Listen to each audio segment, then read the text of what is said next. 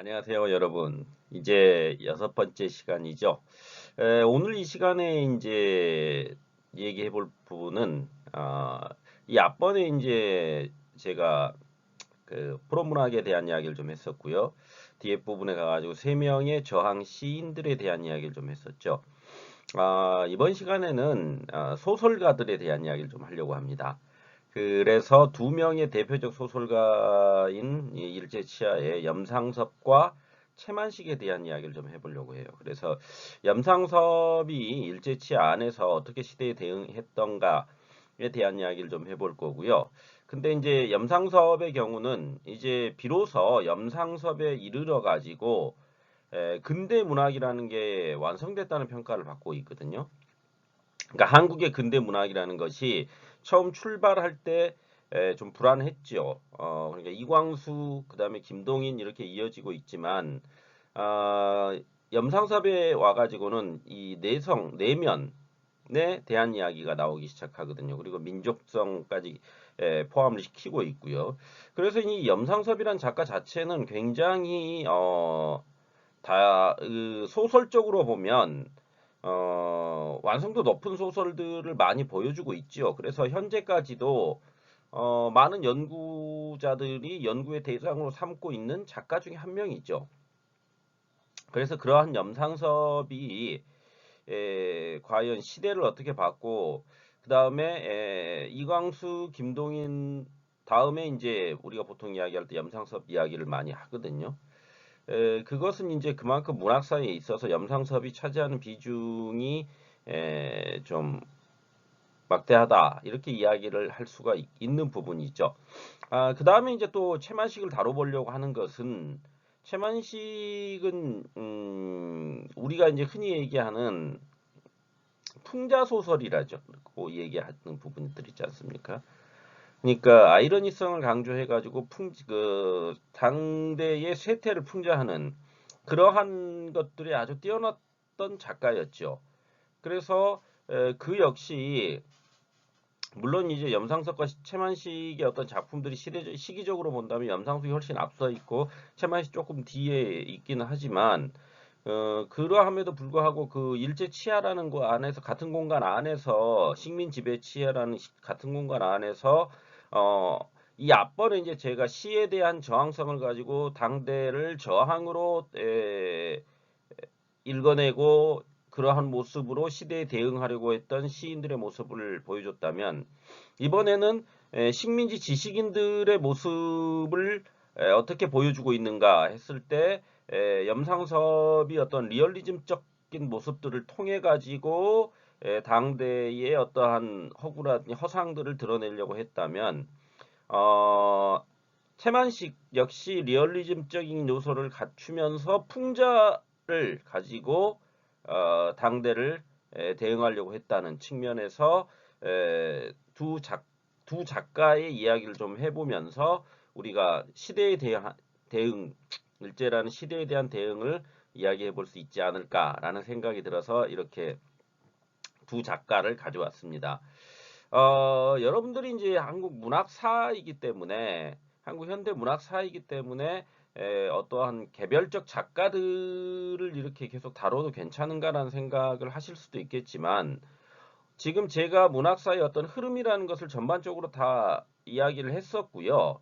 그 다음에 이 일제 치하라는 게 한국 문학사에 있어서 굉장히 특수성을 가지고 있으면서 또 한편으로는 우리 한국 현대 문학이라는 것을 이해하는 데 있어서 굉장히 중요한 시기이기 때문에 그 작가들이 그러한 시대를 어떻게 대응하고 있는가를 살펴보는 건 역시 어떤 한국의 현대 문학사를 이해하는데 굉장히 중요한 부분들이기 때문에 제가 이제 이렇게 여러분들에게 어, 작가의 작품론을 이야기를 하고 있는 측면도 있습니다. 그렇게 좀 이해를 해주시기 바랍니다. 그러면 이제 본격적으로 염상섭에 대한 이야기를 좀 해봅시다. 그러면은 이제 먼저 내면의 발견 이렇게 돼 있는데 김동인이 이제 염상섭을 평가를 하죠. 그랬을 때 이제 김동희는 앞선 어떻게 보면 염상섭보다 앞선 세대이기 때문에 이제 이광수에서 김동인으로 이어졌다고 했지 않습니까? 한국 문학사의 어떤 흐름이라는 것이 소설사에 있어서 그 다음 이제 김동인이 이제 새로운 신진의 표 주자라고 할 수 있는 염상섭을 보면서 이제 이야기를 하게 되는 거죠. 그래서 김동인이 이제 염상섭의 어떤 표본실의 청개구리 표본실의 청개구리는 이제 뭐 우리가 너무나 잘 알고 있는 작품이죠. 그리고 이제 그게 우리가 이제 보통 고등학교에서 배울 때는 자연주의의 뭐 대표적 작품이다 뭐 이렇게 배우고 있지만 실질적으로 표본실의 청개구리가 자연주의의 어떤 대표적 작품인가에 있어서는 의문이 좀 제기되는 측면도 있습니다.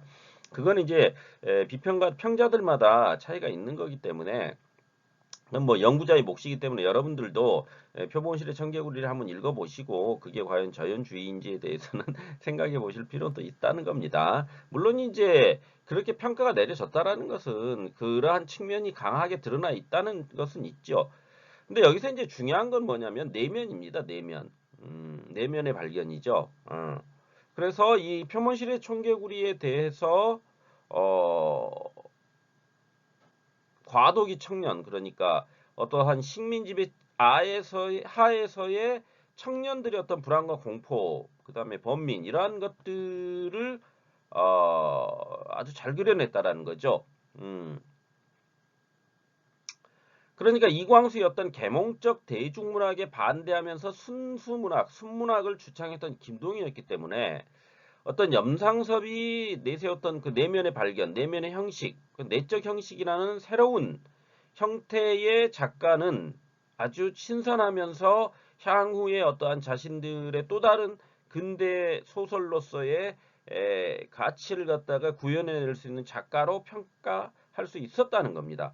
그러한 측면이 김동인이 염상섭을 굉장히 높이 평가하면서 새로운 시대의 어떤 작가로서의 새로운 신인의 출현이다. 뭐 이렇게 이해를 하게 됐다라는 거죠. 그래서 이러한 내적 형식의 계보는 1920년대 이제 염상섭에서 30년대 이상, 그 다음에 30년대 그러니까 초반에는 이상, 30년대 후반에는 최명희, 허준 이렇게 이어졌다가 50년대 장영학으로 이어지게 되거든요. 그러니까 이제 그 내적 형식이라는 것은 이런 거죠. 우리가 이제 근대라는 걸 한번 생각해 봅시다. 근대라는 것이 근대의 태동에 대해서 제가 앞서도 이제 좀 말씀을 드렸었지만 근대의 태동이라는 것은 궁극적으로 뭡니까? 자아의 발견 아니겠습니까? 자아의 발견. 그러니까 개인적 자아의 발견이거든요. 그 전까지 어떤 중세라는 것은 집단화되어 있는 그 종교의 세계죠. 집단화되어 있는 종교의 세계죠. 그렇기 때문에 나라는 것이 존재할 수 없었던 것이고 신이라는 절대자를 믿으면서 모두가 그 신이라는 절대자에 소속되어서 살아가야 되는 거거든요. 그러니까 개인의 어떤 일탈이라든가 이것은 신에 대한 반항이면서 죄를 짓게 되는 거 아닙니까? 그래서 그것을 속죄해야 된다라는 것들이 속죄양 의식 같은 것들이 나오게 되는 거고요.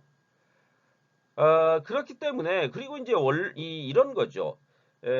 동양의 세계관과 서양의 세계관을 놓고 보았을 때 기독교적 세계관이라는 것은 인간과 신의 관계를 수직의 관계로 이해하고 있죠. 수직의 관계. 거기에 비해서 동양의 어떤 불교적 사고관이라든지 도교 혹은 유가 이런 것들을 보면 인간과 신의 관계를 어떤 신이라는 것을 인간이 극복해서 이룩할 수 있는 단계로 설정해 놓고 있거든요. 그러니까 불교에서도 석가모니 가르침이라는 것은 결국 뭡니까? 깨달음을 얻으면 신의 경지에 이를 수 있다라는 거잖아요. 도교라는 것 안에서도 신선이 될 수 있는 게 인간이거든요. 신선이 따로 있는 게 아니라 인간이 수양을 오랫동안 하게 되면 신선이 될 수 있는 거거든요. 그것은 결국 인간과 신의 위치라는 것이 어떤 수직적 상하 관계라기보다는 수평적 관계라는 것을 기본으로 하고 있다는 겁니다. 거기에 비해서 기독교적 그 서양의 기독교적 세계관에 따르면 인간과 신이라는 것은 신이 절대적 위치에 놓여 있고 인간은 그 밑에 수직적인 관계에서 아래에 놓여 있는 거기 때문에 인간을 창조했던 건 신이었죠. 그리고 그 신의 명령을 따르지 않은 인간이 뭡니까? 여러분들이 흔히 이제 우리가 그 아담과 이브 얘기할 때 아담과 이브가 신이 하지 말라는 짓거리를 해가지고 그 신라곤에서 쫓겨나지 않습니까? 그것은 뭐냐면 인간에게는 뭐가 있다는 가 원죄가 있다는 겁니다. 원죄. 태어날 때부터 원죄가 있기 때문에 그 아담과 이브가 저질렀던 최초의 인간인 아담과 이브가 저질렀던 신이 하지 말라는 것을 했다는 그 원죄가 있기 때문에 인간은 언제나 신에게 절대적 복종을 해야 되는 것이고 그 절대적 복종을 통해서만이 신이 구원을 해 주었을 때 인간은 이제 우리 흔히 얘기하는 사후의 천국 천국이죠. 천국으로 갈 수 있다는 그러한 것을 그 교리로 삼고 있는 것이 기독교거든요. 어, 그리고 이슬람이라는 것도 역시 기독교에서 출발하고 있기 때문에 그런 신과의 어떤 수직적 관계 하에 놓여 있거든요. 그런 측면을 보면 이 종교가 가지고 있는 인간에 대한 이해라는 것은 그렇듯이 동양적 세계관과 서양적 세계관이라는 것이 확연하게 차이를 보이고 있다는 겁니다. 그러면 우리가 이러한 그 근대라는 것을 놓고 이야기할 때 근대라는 것은 동양적인 것은 아니죠. 우리가 보통 이제 근대, 자본주의 혹은 근대 이야기를 하게 되면 서양적 세계관 하에서 출발하게 되는 문명 아닙니까? 어떤 면으로 본다면. 그럼 서양적 세계관 하에서 출발하게 되는 문명이기 때문에 이 문명을 우리가 어떻게 받아들일 거냐 했을 때 그 근대의 출발이라는 것도 궁극적으로 자아의 발견이라는 것은 그 신의 영역에 머물렀던 것을 이제 인간의 영역으로 끌어들이게 되는 거 아닙니까? 인간이 이제 문명이라는 것이 발달하게 되면서 과연 신에게 절대적으로 복종한다는 것만이 옳은 것인가를 갖다가 의문하기 시작했다는 겁니다. 그런 부분들이 있기 때문에 인간이 과연 신으로부터 영원히 벗어날 수 없는 존재인가를 생각하게 되는 거죠. 그리고 인간은 그러면 도대체 무엇이냐? 나라는 것은 도대체 뭐냐? 이런 생각들을 가지기 시작했다는 겁니다. 왜? 그 전까지는 어떠한 인간은 원래부터 원죄를 가지고 태어났기 때문에 죽을 때까지 뭘 해야 되는 겁니까? 신에게 속죄하면서 살아야 되는 존재인 겁니다. 그러니까 끊임없이 자기가 번 것들을 신에게 기부해야 되는 것이고요. 그래야지만 자기가 가지고 있는 원죄를 갖다 씻어낼 수 있다는 거 아닙니까? 그게 이제 기본적인 기독교적 세계관 하에서의 어떤 교리, 틀 아닙니까? 그렇기 때문에 여기 그러한 기독교적 세계관 하에서의 인간이라는 것은 굉장히 미천하고 나약한 존재인데 근대라는 것이 출발하게 되면서 근대의 출발이 제가 앞서서 말씀드렸듯이 상인 계급과 상공인 계급들에 의해서 출발이 되지 않습니까? 그럼 상공인 계급들에 의해서 출발이 된다라는 것은 그들은 어떤 이성이라는 것에 대한 굉장한 호를 가지고 있었죠. 거부를 안 했죠. 이성적인 판단들을. 그래서 이성적 판단에 의해 가지고 자신의 판단을 믿고 가는 거 아닙니까? 그렇기 때문에 그러한 것들이 경제라는 것을 만들었고 그 경제 안에서 이익과 손해를 갖다가 이야기하면서 합리성과 효율성이라는 것들을 만들어내는 거 아닙니까? 그러니까 인간은 합리적이어야 하고 효율적이어야 하는 거죠. 왜 그렇습니까? 인간에게는 뭐가 있기 때문에 이성이라는 게 있기 때문에 그렇다는 거 아닙니까? 그러한 것이 어떤 서양의 근대의 출발이라고 본다면 그 안에서 내면에 대한 성찰이라는 것은 분명 필요할 것이고 그러한 내면적 성찰을 이야기할 수 있는 문학 장르가 바로 소설이었고 그 소설이 그래서 근대에 출현하게 되는 거거든요. 그렇다면 이러한 근대의 근대와 함께 출발을 같이 했던 소설이라는 문학 장르 안에서 염상섭이 내면에 대한 이야기를 하기 시작했다라는 것은 근대가 가지고 있었던 그 특성을 받아들이면서 이해하면서 과연 이 자아라는 게 무엇이고 나는 무엇인가를 갖다가 인지하면서 그걸 소설 안에서 써내려고 했다라는 측면에서 본다면 이건 뭡니까? 바로 근대적 문학을 제대로 인식하고 그것을 소설이라는 장르로 창작해내는 드디어 작가들이 등장하기 시작됐다는 것을 의미하는 거거든요. 그런 면에서 이제 이 김동인이 염상섭의 출연을 높게 평가하게 되는 거죠. 물론 이제 제가 이러한 부분들을 말씀드리는 것이 김동인의 평가에 의해서 그렇게 됐다 이런 것도 있지만 보다 중요한 것은 여러분들 내면이라는 겁니다. 드디어 소설에서 인간 내면적인 것들을 가지고 그 다음에 인간 자아라는 문제, 그 다음에 과연 나는 누구인가라는 문제들에 대한 이야기를 소설로 그려내기 시작했다. 이게 이제 염상섭의 등장이 가지고 있는 의미라고 볼 수가 있는 거죠. 그래서 이제 여기 나와 있듯이 30년대의 이상이라든지 최명희, 허준 이런 작가들 우리가 이제 뭐 허준 하면은 여러분들이 뭐 동의보감 그 의사 허준 이렇게 생각하시지만 1930년대 후반에 그러면 남생이라는 작품을 남긴 허준이 있고요. 최명익은 비오는 길이라는 작품을 남기죠. 근데 이 최명익과 허준이 둘 다 이제 그 어떠한 신진 작가군으로서 굉장히 그 독특한 작품들을 써내거든요. 근데 이제 최명익 같은 경우에는 예, 제북 작가라고 할 수가 있죠. 그래서 원래 북한에서 태어났고 북한에 계속 머물렀던 작가이다 보니까 나중에 이제 더군다나 북한에서 또 고위직을 북한 고위직을 하다 보니까 이 최명익에 대한 평가가 거의 이루어지고 있지 않죠. 허준도 뭐 비슷한 경우라고 할 수 있는데요. 최명익의 경우는 비 오는 길 말고 이제 북한에서 지었던 서산대사라는 장편이 있습니다. 근데 거기 내용을 뭐 나중에 여러분들이 기회가 나시면 한번 찾아보시면 될 건데요. 아직 뭐 우리나라에 이렇게 제가 알기로는 이렇게 출간돼 가지고 나오지는 않은 걸로 알고 있고요. 어, 예전에 한번 출간됐었다가 그게 지금 그러니까 제가 그 서산대사 그 판본을 가지고 있거든요. 가지고 있어가지고 그게 아마 제가 확인을 해봐야 될 것 같은데 그게 아마 북한판일 겁니다. 북한판. 확인을 제가 잠깐 끊고 확인을 해보고 봤더니 북한판이 맞네요. 북한판이 맞고 그 임원연의 서울이라는 또 작품을 내고 서산대다 이런 작품들을 북한에서 냈거든요. 근데 이제 이게 지금은 그 북한의 이 서산대사라든지 임원연의 서울을 그 통일부에 가면 그 자료를 볼 수가 있습니다.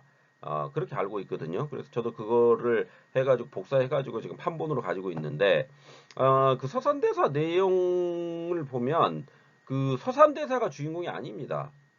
북한에서 만들어진 창작된 소설이다 보니까 북한의 어떠한 그 주체성에 근거해가지고 작품을 써야 되기 때문에 거기에 그 다수의 민중들이 주인공으로 등장을 하거든요. 그러니까 서산대사가 주인공이 아니라 그 임진왜란 당시 어떤 민중들의 활약상을 그려내고 있는 작품이라고 보시면 되는 거죠. 그러니까 이제 최명익의 어떤 내적 형식의 소설이 이후에는 이제 완전히 변모되게 되는 거거든요. 북한이라는 그 특수 상황 하에 자기가 이제 몸담고 있었기 때문에 제가 이제 왜 최명익을 이렇게 자세히 얘기하냐면 제가 저기 최명익으로 박사를 한번 써볼까 하는 생각에 자료를 모은 적이 있어가지고 그 부분이 좀 있어서 한번 그냥 말씀을 드리는 겁니다. 오늘 이제 염상섭 제가 이제 박사를 썼던 게 염상섭이기 때문에 염상섭 후기 단편 소설들을 가지고 이제 제가 박사 논문을 썼었는데요. 이제 그 후기 단편 소설을 가지고 박사 논문을 썼던 것은 그 연구가 잘 안 되어 있습니다. 후기 단편 소설에 대한 연구가 많이 되어 있지 않아서 그래서 이제 제가 좀 관심을 가지고 했었던 것이고 염상섭이라는 작가가 대부분 이제 현재까지도 연구되어지고 있는 것이 이제 그러니까 해방 전 소설이죠. 해방 전의 소설들이 주로 많이 연구가 되어졌고요. 해방 후의 소설들은 주로 장편 위주로 연구가 되어졌었죠. 그리고 이제 워낙 염상섭이라는 작가가 남기고 있는 작품들이 방대하기 때문에 그 염상섭의 어떤 작품 전체를 염상섭 논이라고 해가지고 연구하기에는 그 작품이 굉장히 방대하죠. 물론 이제 그 김윤식 선생이나 김종균 선생이 염상섭에 대한 어떠한 그러니까 특히 이제 김종균 선생 같은 경우에 저희 이제 외대에 계시다가 정년퇴임 하셨는데 김종균 선생이 이제 그 어떤 염상섭 연구에 처음 그 털을 닦으신 분이라고 할 수가 있죠. 그 다음에 이제 김윤식 선생이 이제 그것을 이어받아 같이 이제 연구하면서 염상섭에 대한 본격적 연구가 이루어졌던 측면이 있는데요. 어, 그런 면에서 이제 저도 이제 그 김영규 선생님한테 그 공부를 좀 배우다 보니까 염상섭에 대한 관심을 가지게 됐던 것이고 그래서 염상섭을 연구하게 됐던 측면도 있는 겁니다. 아무튼 이런 염상섭이라는 작가는 제가 이제 연구를 하면서 느꼈던 거지만 굉장히 다양한 스펙트럼을 가진 작가이면서 어떠한 자기가 생각하는 바를 계속 글로 써냈던 작가이기도 합니다. 그러니까 끊임없이 자신의 생각들을 글로 표현해내고 그것이 어떻게 보면 자기 자신을 갖다가 합리화시키기 위한 수단으로서 자꾸 글을 써내는 것 같다라는 생각이 들 정도로 아주 많은 그 글들을 써내거든요. 그래서 근데 이제 물론 이제 염상섭도 그 어떤 문학의 고작기가 있습니다. 문학의 자기 스스로 이제 문학의 고작이었다라고 얘기하는 게 1935년 이후에 이제 만주로 건너가죠. 그래서 한 이제 1945년 해방이 되기 전까지 한 거의 한 10년의 기간 동안 아무런 소설을 창작하지 않습니다. 그래서 이제 그 만주에 그 만선일보 편집장을 하면서 그냥 거기에서 거의 한 10년의 세월을 그냥 보내버리게 되는 거거든요. 그게 이제 어떠한 염상섭이 왜 그랬느냐에 대해서는 이제 뭐 여기서 이야기할 필요까지는 없고 제가 이제 연구해본 바로는 어, 자기가 이 진학문이라는 그 사람 이제 이 에, 만선일보 편집장으로 오라고 하면서 글을 쓰지 않는 조건으로 가게 되거든요. 글을 쓰지 않고 더군다나 이제 35년 이후에 어떠한 일제가 굉장히 사상 탄압을 많이 하게 되죠. 그래서 한국어로 문학을 한다는 것 자체가 불가능한 상황이 되어버렸기 때문에 그러한 여러 가지 이유들과 맞물려 가지고 결국 그도 이제 그 만주행을 택했던 것이고 그걸 통해서 이제 문학의 고자 상태를 놓였다가 45년 이후에 이제 해방이 된 후에 이제 38선을 아니 그러니까 북한을 거쳐가지고 38선을 넘어오게 되거든요. 그 과정에 대한 이야기가 또 굉장히 많이 소설로 나와 있습니다. 스스로가 38선이라는 소설도 쓰거든요.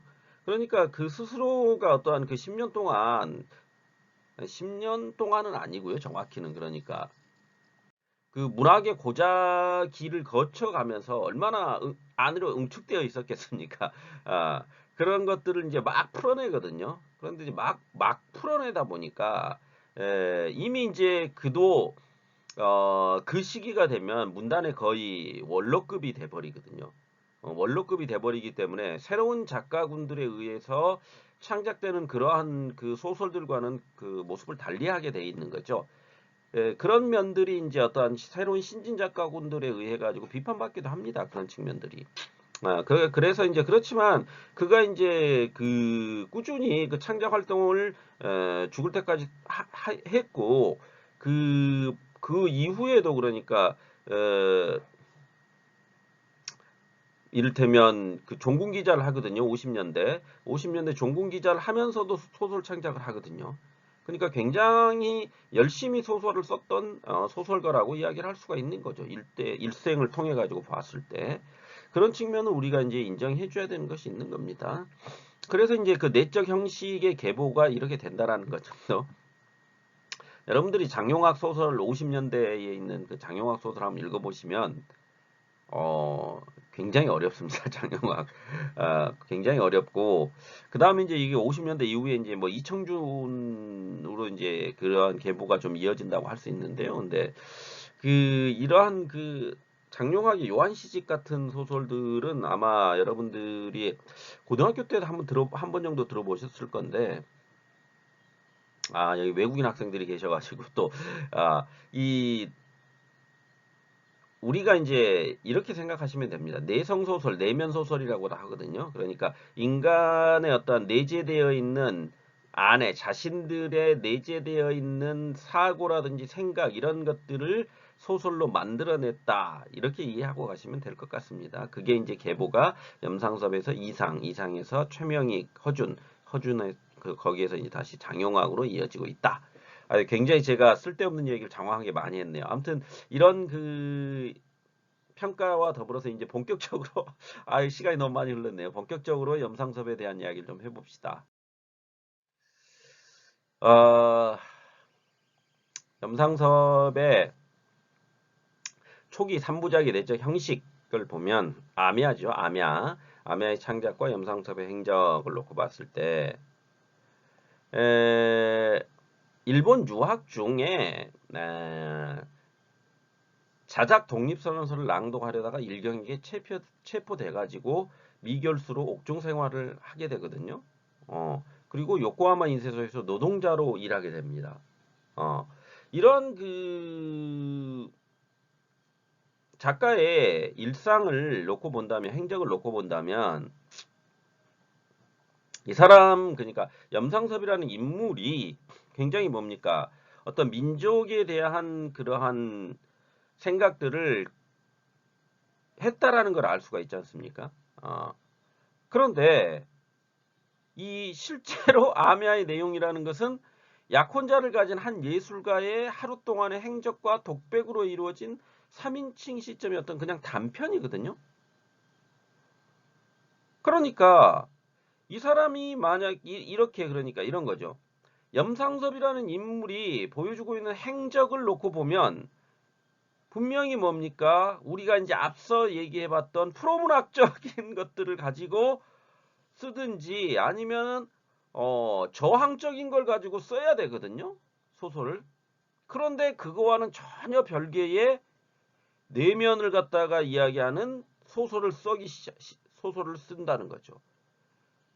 그건 무슨 얘기냐? 그러니까 자기가 어떠한 생각하고 있던 그 당대에 대응하는 방식이라는 것이 자기가 실천적인 어떠한 모습들을 보였었고 젊었을 때 그렇게 행동을 해봤지만 어떤 면으로 본다면 그러한 것들이 실질적으로 좌절이 자꾸 되지 않습니까? 좌절된다라는 것은 어떠한 그 내가 행동이나 행위로서 될 수 있는 부분이 아니다라는 생각들을 가지게 할 수 있는 거거든요.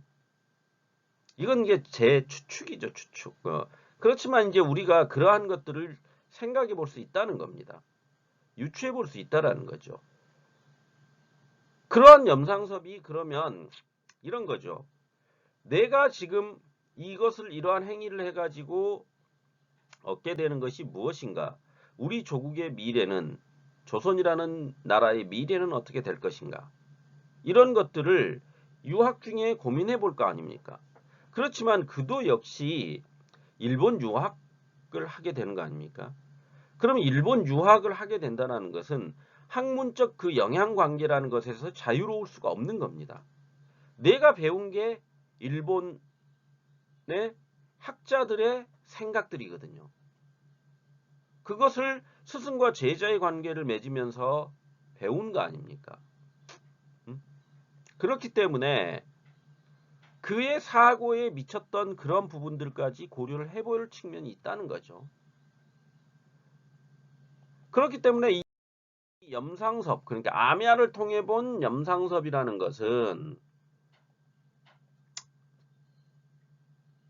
제도적 장치로서 아리시마 다케오의 출생의 고뇌를 살펴보지 않을 수 없다는 겁니다. 그러니까 일본 다이쇼 기간 근대 문학이라는 제도적 장치에 따른 창작의 틀을 그대로 답습하고 있다라는 겁니다. 그러니까 이 초기 염상서의 작품들과 를 보면 이런 거죠. 처음 문학을 시작하는 문학도로서 아리시마 다케오가 굉장히 영향을 많이 주거든요. 실제로 그 작품들이 그거는 이제 스스로도 밝히고 있는 측면도 있고요. 일정 부분은. 그렇기 때문에 여기서 이제 우리가 여기 나와 있는 아미아 제이야 표본실의 청개구리 초기 3부작이라고 할 수 있거든요. 이것이 왜 이렇게 창작됐느냐를 이해하려고 할 때 그가 일본 유학파라는 점, 그 다음에 청년기라는 점, 그 다음에 맨 처음 소설을 창작하고 있다라는 점, 이러한 점들을 고려해 봐야 된다라는 겁니다. 그러니까 제가 앞서 말씀드렸지 않습니까? 자기가 일본 유학생으로서 공부를 배우고 있습니다. 그러면은 스승과 제자의 관계가 만들어지고 거기 안에서 일본 작가들의 작품들을 읽어낼 거 아닙니까? 그러면 거기 안에서 분명히 자신의 어떠한 창작 스타일, 자신이 향후에 창작하고자 하는 어떤 스타일과 맞는 작가들이 있을 것이고 그 작가들의 어떤 작품을 통해서 세상을 바라보는 세계관을 형성하려고 했다는 측면이 있는 겁니다. 그러한 사고들이 염상섭 초기 소설의 전반적인 틀을 형성해 놨다라는 거죠. 그렇게 되기 때문에 초기의 소설들이 내면 소설로서 평가되고 있다라는 거죠. 이해하시겠습니까? 그런 측면을 우리가 살펴봐야 된다라는 겁니다. 그렇기 때문에 제도적 장치로서 그러면 소설을 어떻게 인식하고 있느냐 우리가 이런 것들을 생각해 봐야 되겠죠. 그러니까 이인직, 이광수, 김동인으로 이어지는 한국 문학의 계보가 이어지고 있을 때 이러한 그 한국 문학적 계보 이인직, 이광수, 김동인 공통점이 뭡니까? 세 명의 공통점. 일본 유학파들이죠. 염상섭 역시 일본 유학파입니다. 그런데 그러한 한국 문학의 계보를 일단 거부를 하거든요. 그 거부를 한다는 것은 그가 신진 문학도이겼던 측면도 있는 거고 그들이 구축해 놓았던 어떤 한국 문학의 계보라는 것이 자신이 일본에서 배웠던 어떤 문학성과 봤을 때 안 맞거든요. 맞지 않다는 생각이 들었기 때문에 내적 형식, 그러니까 소설 형식 중에서도 내적 형식의 소설을 창작해야 되겠다는 생각이 더 많이 들었다는 거죠. 그냥 단순하게 생각하면. 그렇기 때문에 이광수나 김동인과는 좀 다른 백화파죠. 시라카바파라고도 얘기하는데 백화파 소설가인 아리시마 마케오의 마케오가 아니라 다케오입니다. 다케오. 아리시마 다케오죠. 아리시마 다케오. 아리시마 다케오의 영향을 받을 수밖에 없었던 것이고 결국 그가 새롭게 나는 앞선 세대와는 다르게 소설을 창작할 거야 하면서 이렇게 들고 나왔다는 그 새로운 시도라는 것은 결국 앞에 나와 있는 것들을 갖다가 부정하면서 시작돼야 되는 측면도 있는 거거든요. 그러니까 이인직의 신소설을 부정하면서 이광수가 등장을 하게 되는 것이고 이광수의 계몽소설을 부정하면서 김동인이 순문학을 들고 나오는 거 아닙니까? 그러면 이러한 이인직, 이광수, 김동인으로 이어지는 그 계보를 부정하면서 염상섭은 내면 소설, 내적 형식 소설을 들고 나왔다는 거죠. 그런 측면으로 이해를 하면 된다는 거죠. 그래서 이러한 고백체의 발견이라는 거죠. 새롭게 이제 그 염상섭이 가져왔던 고백체라는 것은 시라카바파, 백화파라고 하는데 이들이 이제 일본 그러니까 서구적인 세련성을 표면화하면서 내면에는 근대적 일본인으로 사람답게 사는 방식을 추구했다는 거죠. 그래서 자아의 탐구라든지 개성의 자각, 특히 이제 이 개성론이라는 게 있거든요. 이 개성론이라는 것은 그러니까 이런 거죠. 우리가 이제 흔히 지금 이야기하는 그 개성의 개념과는 조금 다릅니다. 야 개성 있어 이렇게 우리가 보통 일반적으로 쓰는 그런 개성이 일정 부분 그하고는 좀 궤를 달리하는데 이제 이 부분에 대해서 이제 이야기를 하려고 들면은 시간이 좀 많이 걸리니까 그냥 여러분들이 이 여기 염상섭이 이제 얘기하고자 했던 개성이라는 것은 그가 이제 그 예술이라는 것이 결국 인간이 가지고 있는 개성을 표현해 놓은 게 예술이다 이렇게 이야기를 하기 시작하면서 개성론을 들고 나오거든요. 그런데 이제 그러면 그 입장이라는 것이 이제 이후에 가게 되면 조금씩 변화하게 되는 측면도 있지만 그것은 그 변함없이 가지고 가는 건 이거거든요. 그러니까 예술이라는 것은 인간이 가지고 있는 개성을 표현해 낸 것이고 그 개성이라는 것은 인간이 가지고 있는 정신이라는 거죠. 각 개개인이 가지고 있는 정신의 어떠한 셈이랑 총합되어 있는 것들이 개성이다. 그래서 그 인간이 가지고 있는 정신세계를 표현해내는 것이 예술이다. 이렇게 된다는 거죠. 어떤 면으로 보면 우리가 흔히 알고 있는 이야기를 뭐 그럴듯하게 표현해낸 것이라고 볼 수도 있겠지만 이 개성의 자각을 통해 가지고 그러니까 인간이 가지고 있는 그러니까 내가 세상을 인식하고 자각하는 방식을 통해서 내 자신 자아를 갖다 제대로 탐구해내야 된다는 거죠. 그리고 개인이 그러한 자아를 제대로 탐구해냈을 때는 그것을 작가는 소설로 예술로 창작해내야 된다는 겁니다. 그게 이제 염상섭이 생각했던 거라는 거죠. 그게 이제 또한 일본의 시라카파파의 핵심이기도 하고요. 그렇지만 이제 이들의 이제 출신이 귀족이고 엘리트 출신이다 보니까 그런 것도 있죠. 리얼리즘적 아까 이제 이런 겁니다.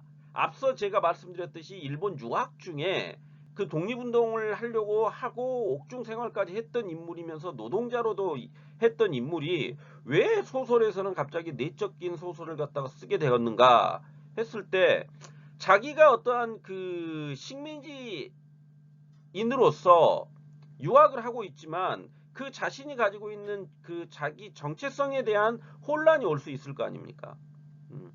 그런데 그 혼란을 갖다 극복하기 위한 한 방법으로서 소설을 선택을 했는데 그 소설을 이를테면 학생으로서 학교에서 배우게 되었을 때 핵심적으로 배웠던 게 바로 시라카파파의 어떠한 그러한 사상이라든지 소설이라든지 이런 것들을 받아들이게 되니까 거기에 영향을 받을 수밖에 없었다는 거죠. 더불어서 그의 형이 어, 육군 대위입니다. 일본. 그렇게 되다 보니까 그 육군 대위였던 염창섭의 비유 아래서 교토에서 유학 생활을 하게 되기 때문에 이런 귀족주의적인 시라카파의 영향 아래에 놓일 수밖에 없었다는 겁니다. 앞서 이제 제가 그 뭐 노동자로도 일했어요 이런 것은 그냥 일부분이고요. 일부분이고 주로 이제 이렇게 있었다는 거죠. 그거죠. 이해하시겠습니까? 염상섭이 만주로 가게 되는 것도 자기 육군대위 맏형 염상섭의 영향도 있거든요. 그러니까 염창섭이라는 그 맏형의 그 영향 관계가 굉장히 많이 관련되어 있는 것도 있습니다. 염상섭을 이해하는 데 있어서 그렇기 때문에 이 우리나라 이제 조선으로 들어와 가지고 이광수 김동인의 어떠한 창조에 맞서는 폐허를 잠깐 해내는 겁니다. 그렇기 때문에 어떤 초기의 삼부작의 형식이라는 것은 이와 같은 이제 상관관계 안에서 이해를 해야 된다라는 겁니다. 물론 이제 이후에 이 사람의 어떠한 그 창작 방향이 바뀌죠. 그런데 초기작은 이렇다는 겁니다. 초기작은. 더불어서 이제 아리시마의 영향을 생각하지 않을 수 없다는 거죠. 아리시마의 영향을 받아서 고백 형식의 편지체라든지 주제가 예술적인 고뇌를 다루고 있다라든지 주인공이나 등장인물들이 익명이라든지 이런 것들이 다 아리시마의 영향을 받아서 그렇게 쓰여졌다. 이렇게 이해를 하고 가시면 될 것 같습니다. 이런 거죠. 내가 소설을 창작하고 싶은데 멋진 소설가가 있으면 그 사람의 영향을 받을 수밖에 없는 거 아닙니까? 그리고 그 사람의 어떤 작품과 유사한 작품들을 따라서 습작을 해보고 싶은 욕망들이 있는 거거든요. 음, 그런 것들이 염상섭의 초기의 3부작을 만들어냈다라고 이해하시면 훨씬 이해하기 수월하실 것 같습니다. 다음으로 이제 얘기해 볼 게 만세전과 3대에 관한 이야기입니다. 먼저 만세전을 보시면 뭐 만세전은 여러분들이 너무나 잘 알고 계시는 소설이죠. 그러니까 이인화라는 주인공이 그러니까 만세전이지 않습니까? 그러니까 여기서 만세라는 것은 3.1운동이거든요. 3.1운동. 그러니까 1919년에 일어났던 3.1운동 만세 만세 운동, 3.1 운동이 일어나기 전에 식민지 현실을 이야기하고 있는 거거든요. 그래서 이 이인화라는 인물은 동경 유학 중이었거든요. 동경 유학 중이다가 아내의 어떠한 그가 죽을 것 같다라는 그 얘기를 듣고 귀국하게 되는 거 아닙니까? 그러면서 그 귀국의 과정 안에서 어떤 조선의 식민지 현실을 갖다가 목도하게 되고 그 스스로가 이제 일본 유학파 출신이다 보니까 처음에는 어, 자기가 조선인이라는 것을 숨기려고 했죠. 왜 그러냐면은 그 조선인들을 대하는 일본인들의 태도에 보고 자신이 이제 일본 유학생이다 보니까 동경 유학생 아닙니까? 그러다 보니까 일종의 선민의식 같은 것들이 있었겠죠. 그래서 이제 뭐 나는 리더이고 유학생 아니야? 뭐 이런 느낌인 거죠. 그래서 이제 나는 조선인 아닌데요. 이런 느낌으로 있다가 목욕탕에 숨어 들어가지고 일본인들끼리 나누는 대화를 듣게 되죠. 그래서 거기에서 이제 에, 그 자신의 안에 잠재되어 있던 조선인으로서의 어떠한 그런 생각들을 깨닫게 되는 것이고요. 그래서 그러한 시각들로 향후에 이제 이 부산에 내려가지고라든지 이런 그 식민지 조선 현실을 목도하는 과정들을 쭉 그려내고 있는 거 아닙니까? 어, 그래서 그 동경이라는 어떻게 보면 외부 세계에서 경성이라는 현실 세계로 귀환하는 과정을 다루고 있거든요. 예. 그 귀환의 과정 안에서 주인공의 생각이라는 것이 개인적인 것에서 사회적인 것으로 확대되고 있거든요. 그래서 그렇지만 이제 결말을 보면 주인공이 어떤 도피적 행위죠. 그러면서 당대를 뭡니까? 무덤이라고 표현해 놓고 있지 않습니까? 어, 그래서 만세 전이기 때문에 이러한 결말이 도피적인 행위처럼 보이고 있기도 하지만 만세 전이라는 그러한 암울한 현실을 통해 가지고 3.1 운동이 왜 일어났는지를 갖다가 이야기하고자 했던 거죠. 3.1 운동이라는 것이 결국 이러한 암울한 시대상과 더불어서 일제가 우리 어떠한 조선을 대하는 그 태도의 문제 이런 것들을 이야기하고 있거든요. 그들을 어떤 식민지인으로 대하고 그렇게 되다 보니까 3.1 운동이라는 것이 저항으로서 일어날 수밖에 없었다. 이런 것들을 이야기하고 싶었던 측면도 있는 겁니다.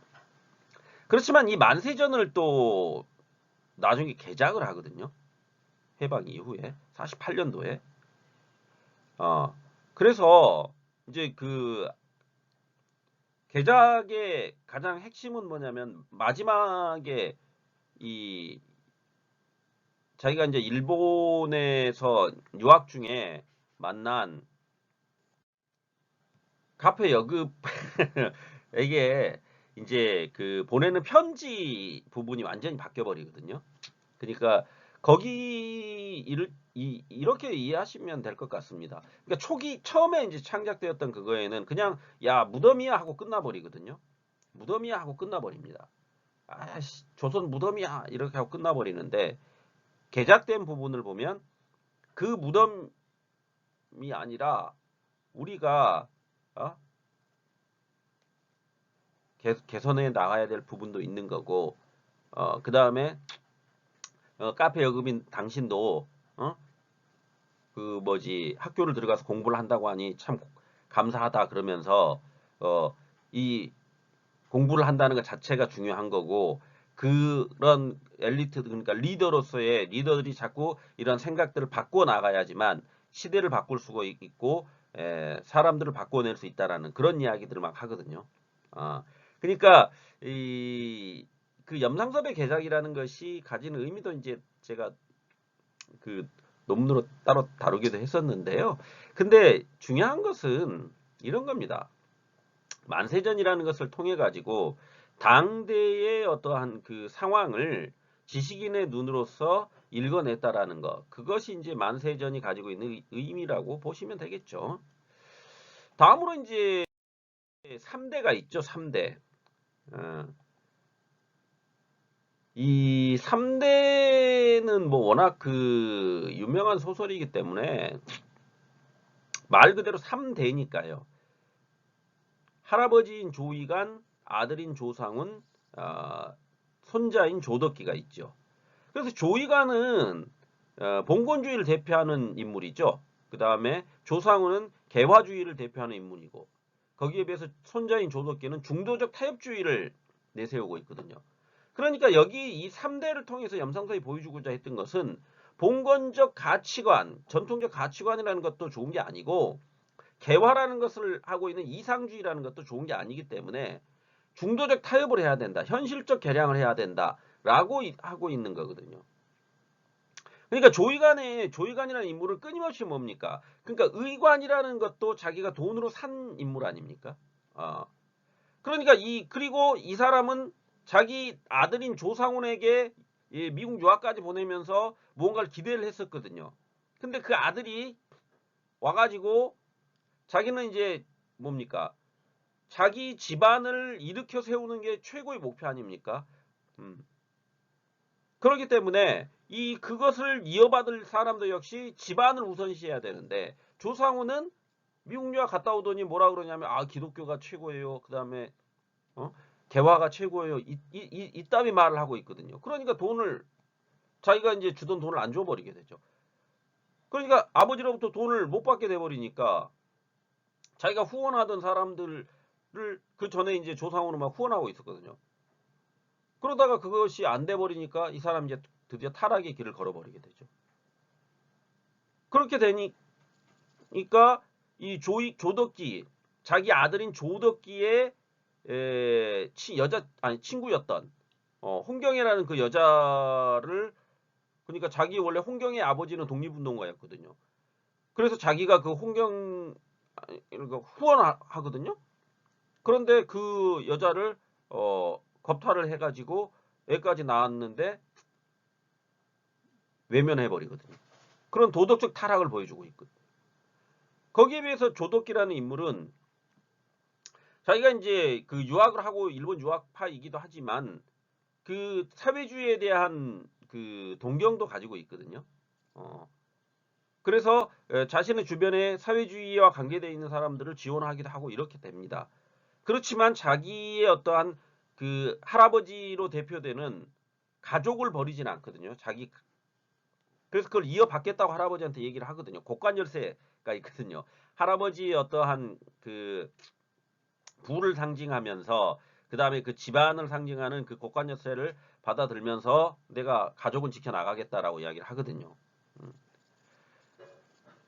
그거는 이제 뭐냐면 그러니까 이 염상섭이 이 3대라는 이 작품을 통해서 그 당대를 읽어내는 방법이 이제 3대 안에 드러나 있는 겁니다. 그러니까 어떠한 그 과거의 봉건적인 것과 현재의 개화적인 것이 과연 좋은 것이냐를 갖다 의문을 가져보자는 거죠.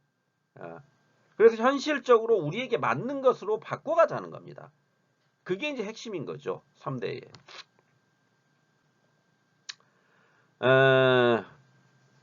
그렇지만 이제 여기가 이 작품이 이제 그 높이 평가받게 되는 것은 그 안에 다양한 인물군들이 있거든요. 다양한 인물군들의 관계성이라든지 그들이 보여주고 있는 모습들이 여기 지금 조이간과 조상훈과 조덕기로 대표되는 인물들과 상관관계가 굉장히 유기적으로 잘 연결되어 있다는 겁니다. 물론 이제 3대의 어떠한 한계라는 것도 있긴 하지만 그럼에도 불구하고 이 당시의 어떠한 그 여러 작가들의 작품들을 놓고 봤을 때 굉장히 좋은 작품이라고 평가받을 수 있고 지금까지도 여러 연구자들에 의해서 새롭게 조망될 수 있는 근거들을 가지고 있는 작품이라는 겁니다. 그게 3대가 가지고 있는 의미다. 이렇게 이해하시면 될 것 같습니다. 다음으로 이제 염상섭 소설의 의미에 대해서 이야기해보고 이제 이 첫 번째 시간을 좀 마치려고 합니다. 총 세 가지 정도로 이야기해 볼 수가 있는데요. 첫 번째가 이제 당 시대를 바라보는 어떤 새로운 관점이 출현했다는 거죠. 그러니까 내적 형식을 도입함으로써 내성 소설 계보의 선구자로서 소설 형식을 처음에 선보였다는 겁니다. 그 다음에 가치 중립적 태도를 보여줬다는 거죠. 그래서 민족주의와 사회주의 사이에서 중립적 노선을 견지하게 되거든요. 그래서 이 염상섭이 1945년 해방 이후에도 48년도까지 우리나라에서 그러니까 그 공산주의가 불법으로 되기 전까지도 그 이 공산주의, 그러니까 사회주의로 이어져서 공산주의 그 사상에 대한 심적 동조를 보여주고 있습니다. 그렇지만 이제 완전히 우리나라에서 그것이 이제 불법이 돼버리고 나서부터는 완전히 또 다른 또 모습들을 보여주고 있기도 한데 이 사람은 그러니까 가치 중립주의. 그래서 이 염상섭을 그 연구자들 중에 한 몇몇 분들은 중간파라고 부르기도 하거든요. 이제 백철 선생 같은 경우는 중간파라고 이야기를 하고 그랬었는데 그렇지만 이제 그가 과연 중간파인가에 대해서는 또 그러니까 중간파라는 거 말 자체가 되게 모호하지요. 백철 아무튼 그런 게 있습니다. 그래서 그 부분은 뭐 여러분들이 나중에 다 연구를 해보시면 되는 부분들이고, 그러니까 가치 중립적 태도를 보여줬다라는 거고요. 핵심은. 그 다음에 생활인으로 회귀했다라는 거죠. 그래서 해방 후 작품들을 통해 가지고 이데올로기에 치우치지 않고 생활을 통해서 삶의 건강함을 보이려는 소설들을 창작하기도 했다라는 겁니다. 그게 이제 이 염상섭 소설이 가지고, 그러니까 초기에는 새로운 관점을 출발을 시켰고, 중기에 해당되는 것들이 어떤 가치 중립적인 모습들을 보이다가 이제 후기에 와가지고는 어떤 생활을 통해서 이데올로기를 극복하려고 했던 그런 소설가다. 이렇게 이해하시면 될 것 같습니다. 좀 간단히 하려고 그랬는데 너무 길어졌습니다. 그냥 여러분들이 제가 이제 장황하게 했던 것은 여러분들이 이 시대에 대한 대응이라든지 어떠한 작가가 작품을 창작하는 데 있어서 상관관계 형성이라는 것이 어떻게 되고 있는지 이러한 부분들을 좀 이해시키려고 굉장히 장황하게 얘기했던 것 같습니다. 채만식은 좀 더 줄여서 좀 간단히 이야기하는 방향으로 해보도록 하겠습니다. 듣느라고 수고들 하셨고요. 감사합니다.